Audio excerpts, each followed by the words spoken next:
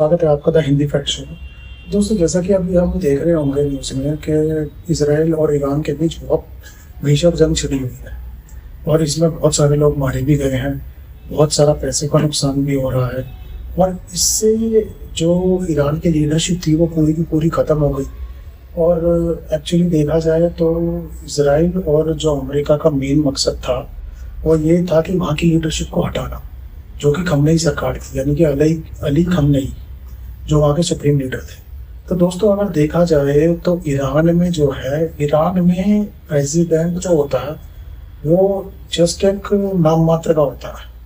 जैसे आप देखोगे यूएस में देखोगे तो प्रेसिडेंट के पास बहुत सारी पावर है, सारी पावर प्रेसिडेंट के पास है, अटैक करने की पावर उसके पास है, सारी चीज़ की पावर उसके पास है। बट ईरान में ऐसा नहीं है। ईरान में प्रेसिडेंट से भी ऊपर एक पद होता है जिसे ये कहते हैं सुप्रीम लीडर, जो कि अली खमनेई थे।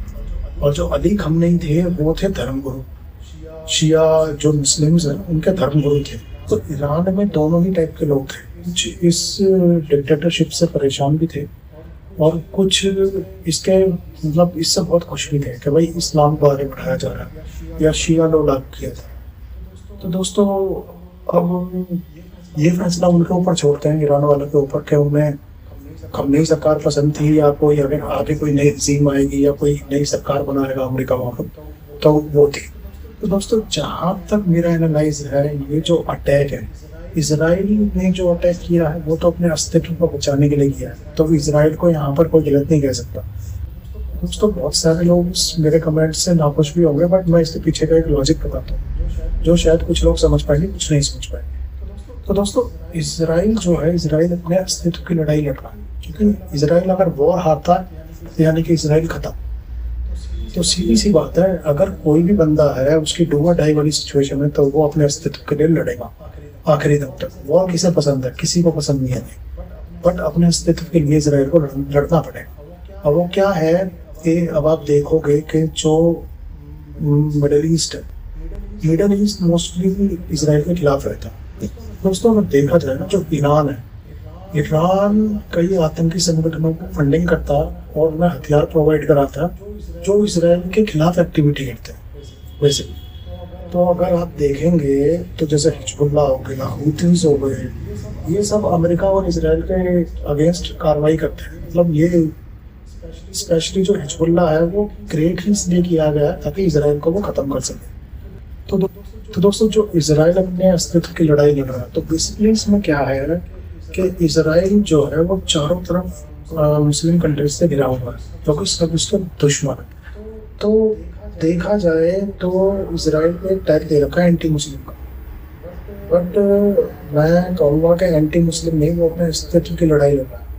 और उसके चारों तरफ मॉडर्न कंट्रीज है, तो उसमें उसका फॉल्ट नहीं है कि वो डिस्टर्बिंग कंट्रीज के बीच में रहे। एक इसराइल के साथ वही सिचुएशन है कि अगर आप एक कम्युनिटी एरिया में मुस्लिम्स के बीच में रह रहे हो तो एक हिंदू का रहना बहुत मुश्किल है देखा जाए तो। ये फैक्ट पर बातें करते हैं, बाकी तो ऐसे कोई वो नहीं है। तो फैक्ट यही कहता कि अगर एक कम्युनिटी एरिया जहाँ पर 50 मुस्लिम परिवार है वहाँ पर एक हिंदू नहीं रह सकता। तो ये आपने एग्जाम्पल देखे भी हैं, बहुत सारे यूपी में भी हुए हैं, बहुत जगह हुए। तो शांति से हिंदू नहीं रह सकता इनके बीच। बट अगर जहाँ 50 हिंदुओं का परिवार है वहाँ एक मुस्लिम परिवार बहुत खुशहाली से रह सकता है। तो दोस्तों, यही प्रॉब्लम इसराइल के साथ है कि चारों तरफ मुस्लिम कंट्रीज है, यहूदियों का एक देश। तो जब वो 50 परिवार एक हिंदू को नहीं रहने देते, तो ये जो कंट्रीज हैं, जो मिडिल ईस्ट में कंट्रीज हैं, तो ये एक को कैसे बर्दाश्त करेंगे? तो सीधी सी बात ये है। तो दूसरी अगर हम बात करें कि इसराइल के खिलाफ जो है हिजबुल्लाह, हूथी, और जो ईरान समर्थित ग्रुप है ना, मतलब जो जिन्हें ईरान फंडिंग करता है, ईरान चीज़ को भी फंडिंग करता है, ईरान हिजबुल्लाह को भी फंडिंग करता है। पहले जब आपने देखा होगा कि इसराइल हिजबुल्लाह युद्ध हुआ था तो उसमें ईरान ने हिजबुल्लाह को बहुत सारी फंडिंग करी थी और ईरान ने ही उसे ड्रोन और बहुत सारी चीज़ इसराइल पर अटैक करने के लिए। तो जब वो सिचुएशन सही थी इसराइल पर अटैक की, जब ईरान सपोर्ट कर रहा है, तो अब जब ये अपने इसराइल अपने अस्तित्व की लड़ाई लड़ रहा है, तो ये क्यों इस चीज़ में इसराइल को गलत ठहराएगा? मेरे को तो ये चीज़ समझ में नहीं आई। हाँ, अमेरिका का मैं मानता हूँ कि अमेरिका भाई बेफालतू में घुसा, अमेरिका बेफालतू में घुसा है। इसराइल की लड़ाई है भाई, इसराइल को लड़ने दो, इसराइल की लड़ाई है लड़ने दो भाई। आप क्यों पॉलिटिकल फायदा उठा रहे हो? सीधी सी बात। तो अमेरिका का काम ही ये है कि कहीं जहाँ पर आपको लगता है कि एशिया में उसका वर्चस्व कम हो रहा है, तो वहाँ पर एक वॉर करा दे, दूसरे के कंधे पर दो रख। तो वही चीज, वही सिचुएशन इस बार हो रही है। तो अमेरिका ने सीधा का सीधा एक फ्रंट खोल दिया कि हाँ भाई, हम भी इस युद्ध में उतरेंगे। भाई अगर आप इस युद्ध में उतरे हो, बहुत अच्छी बात है, बट जो अरब कंट्रीज में आपके बेस है, तो आपने उन कंट्रीज के ऊपर हमला कैसे काम कर लिया?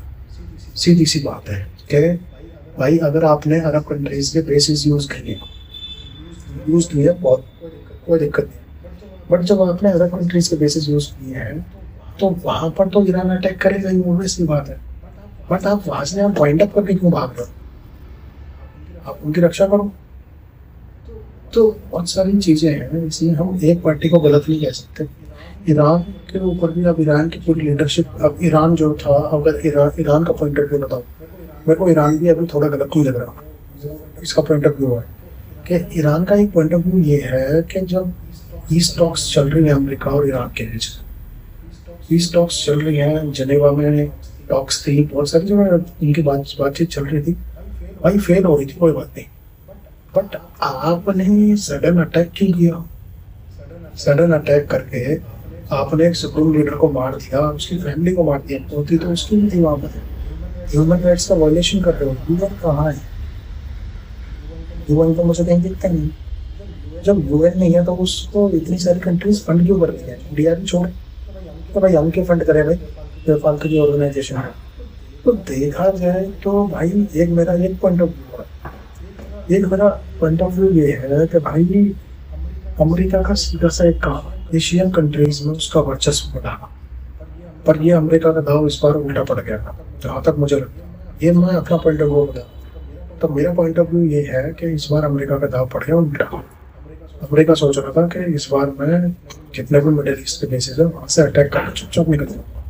तो ईरान मिडिल ईस्ट के बेसिस पर तो अटैक करेगा नहीं, क्योंकि वो ईरान को उसका सपोर्ट चाहिए, सब कंट्रीज का, मिडिल ईस्ट का।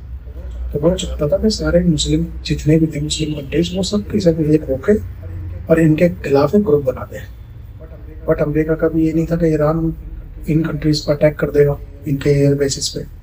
तो अब सबसे बड़ी चीज जो थी वो ये हुई कि जब ईरान ने इन सब 27 कंट्रीज पर जहाँ पर अमेरिका के बेसिस थे वहाँ पर अटैक किया, तो जो वहाँ पर अटैक किया तो सीधी सी बात है कि वो कंट्रीज में लपेटे में आई। वॉर किसके बीच में थी? यूएस, इसराइल और ईरान। और देखिए वो कहाँ तक फैल गई? ये फैल गई सारी जो मिडिल ईस्ट है उसमें। क्यों? क्योंकि ईरान ने सारे जितने भी 27 बेसिस थे उस पर मिसाइल अटैक कर दिया, तो भाई ये कंट्रीज भी चपेट में आ गई। तो अब ये क्या है, अब ये कंट्रीज इसके बाद अगर अमेरिका को अपना बेस यूज करने लगी, मेरे ख्याल से इससे बेवकूफ़ी वाली बात तो कुछ, क्योंकि मेरे ख्याल से जो मेरा मानना है कि इसके बाद ये 27 कंट्रीज में से मेरे ख्याल से आधी कंट्रीज भी शायद अमेरिका को बेस से हटा दें। भाई आप प्लीज यहाँ से अपना बेस ले जाओ, आपकी वजह से हम और युद्ध में चौके जा रहे हैं। मेरे हिसाब से तो ये पॉइंट है, एक अमेरिका ने अपने पैसे उठा भाई।